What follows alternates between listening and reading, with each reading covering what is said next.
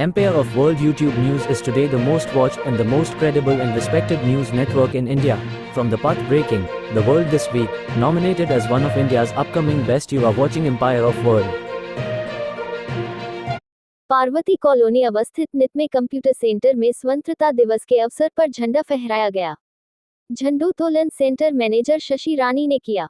संस्था के निदेशक बैजनाथ कुमार 78वें स्वतंत्रता दिवस पर सभी को बधाई दिया और कहा कि राष्ट्र धर्म से बढ़कर कोई दूसरा धर्म नहीं है। हमारे भाई बहन की कुर्बानी के फलस्वरूप आज हम अमन चैन की सांस ले रहे हैं। झंडोत्तोलन नितमे कुशल युवा पटोग्राम का 53 सेंटर बड़गांव में भी हुआ।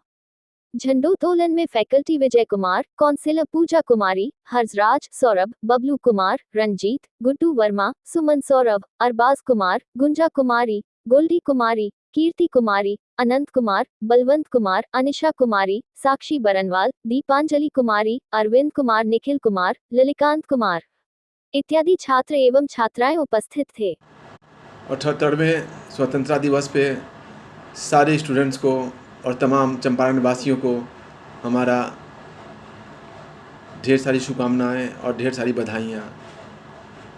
स्वतंत्रता दिवस वास्तव में एक ऐसा महापर्व है जिसके बारे में जितनी बातें की जाए कम है, क्योंकि ये पर्वों का भी महापर्व है ये, और कितने लोगों ने कुर्बानी दी और तब जाके ये हमें हासिल हुआ।